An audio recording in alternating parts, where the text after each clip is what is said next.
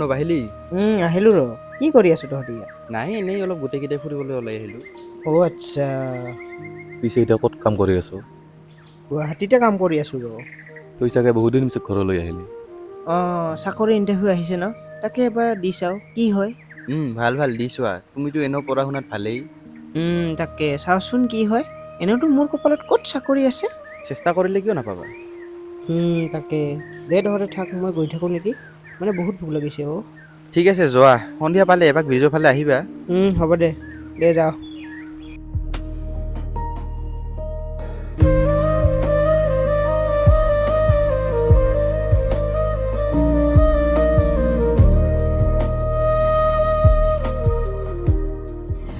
ল'ৰাটো ভালে আছিল কিন্তু কি কৰিবা সকলোৰে জীৱন একে হৈ নাথাকে ন। তাৰ দেউতাক নোহোৱা হোৱাৰ পৰাই ইয়াৰ সকলো শেষ হৈ গৈছিল কিন্তু তথাপি সি ভাগি পৰা নাছিল আৰু সেইখিনি সময়তে সি এজনী ছোৱালীক ভাল পাইছিল।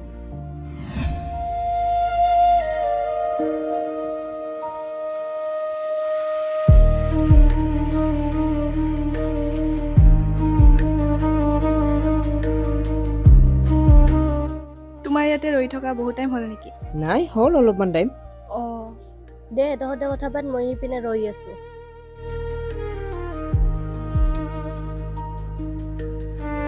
দুখ কৰিলে আৰু দেউতাক ঘূৰাই পাবা নেকি?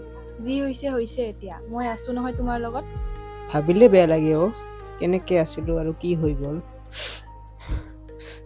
কিয় কান্দিছা? নাকান্দিবা প্লিজ। তুমি কান্দিলে মোৰো বেয়া লাগে হ'ব দিয়া নাকান্দো। একো নহয় দিয়া, এতিয়া মন বেয়া কৰি থাকিব নালাগে। ব'লা অকণমান খোজকাঢ়ি আহোঁ।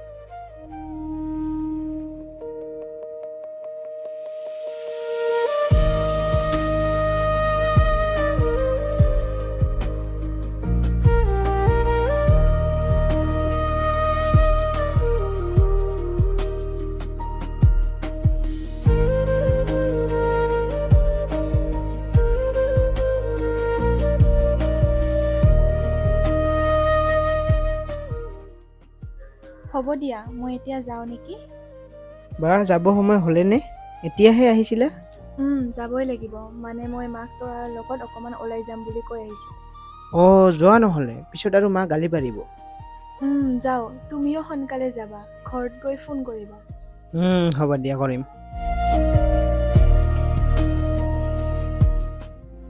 এনেকৈ সকলো ঠিকে চলি আছিলে কিন্তু এদিনাখন ছোৱালীজনী ঘৰত তাইৰ বিয়াৰ কথা ওলালে।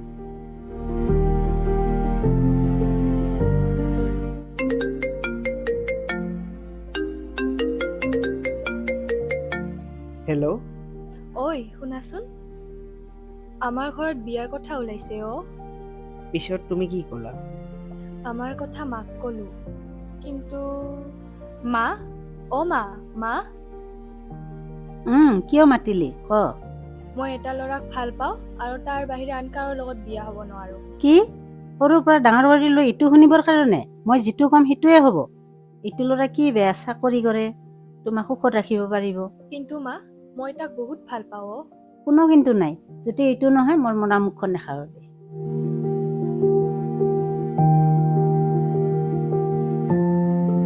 তেতিয়াহ'লে আমি পলাই যাওঁ ব'লা।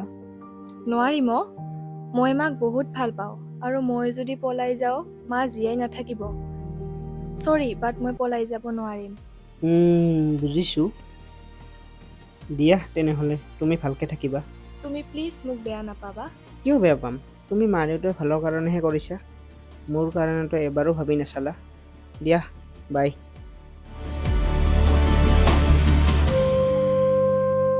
তেতিয়াৰ পৰাই অনুৰ মনটো এনেকৈ ভাগি গ'ল, সিয়াৰ মুখৰ সেই আইটি নোহোৱা হৈ গ'ল। তাৰ পিছদিনা ৰাতিপুৱাই সি গুৱাহাটীলৈ গুচি গৈছিল আৰু তাৰ পিছৰ পৰাই সিয়াক মই আজিহে দেখা পালোঁ, প্ৰায় 3 বছৰৰ মূৰত।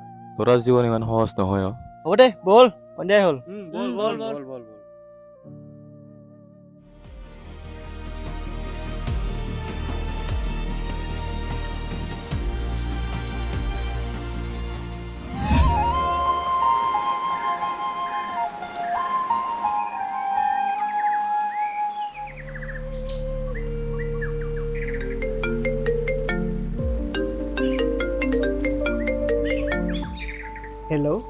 হেল্ল' নব দৌৰিবলৈ নাহ? গৈ আছোঁ। তহঁতে আছোন ৰাস্তালৈকে। জল্দি আহ। গৈছোঁ।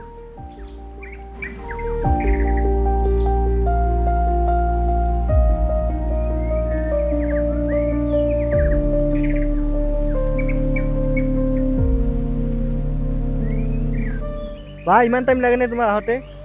সেই পাহৰি আছিলোঁ অ', দৌৰিব যে যাব লাগে। আৰু প্ৰাঞ্জল ক'ত? সি আজি নাহে, গাটো বেয়া। অ' আচ্ছা, দে তেনেহ'লে আমি গৈ থাকোঁ ব'ল। ব'ল ব'ল।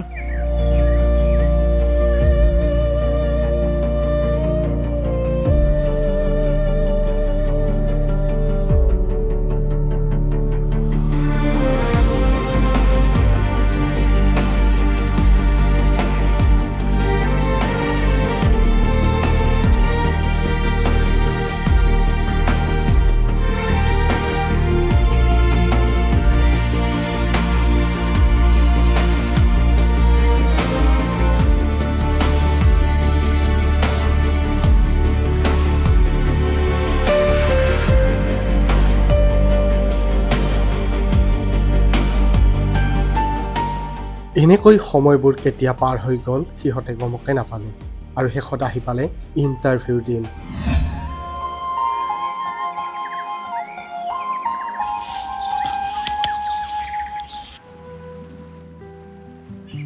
মা?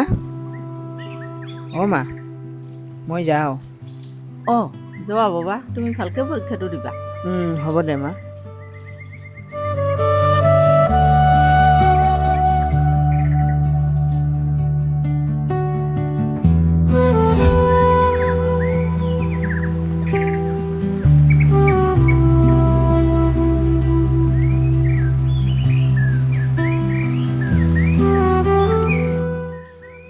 ঐ যাওঁ ৰ। অ' যাবি নেকি? অঁ যাবতো লাগিবই, নহ'লে ইয়াতে থাকি আৰু কি পাম। সেইটোতো হয়, পিছে কালি তোৰ এক্সাম কেনেকুৱা হ'ল? দিলোঁ, কিন্তু মোৰ কপালত আৰু ক'ত চাকৰি আছে। এই পাবা, আমাৰহে এতিয়া কি হয়। এই টেনশ্যন কৰিব নালাগে, পাবা। দিয়া, মই এতিয়া গৈ থাকোঁ নেকি, মানে বাছখন যাবই। ঠিক আছে তেনেহ'লে যোৱা। ঐ চাকৰি পালে খানা লাগিব। হ'ব দে, দিম দে।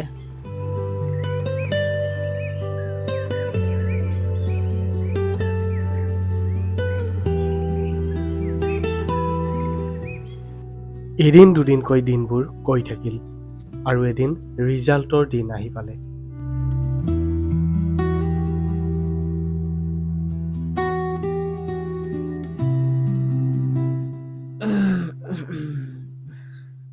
কেইটা বাজিল? আজি দেখোন 20 তাৰিখ। আজিতো ৰিজাল্ট দিব। এনেওতো মোৰ কপালত ক'ত চাকৰি আছে। তেতিয়াও এবাৰ চাওঁ ৰ। আৰু ৰোল নম্বৰটো বা কি আছিল, পাহৰিয়ে থাকিলোঁ ৰ।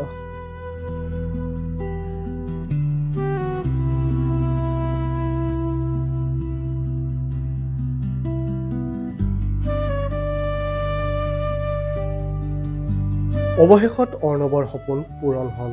ৰিজাল্টটো পাই অৰ্ণৱ 3 বছৰৰ মূৰত হৃদয় খুলি হাঁহিলে, শেষত কান্দিও দিলে। আৰু পিছত সি ঘৰত মাকক খবৰটো দিম বুলি আহিব ধৰোঁতে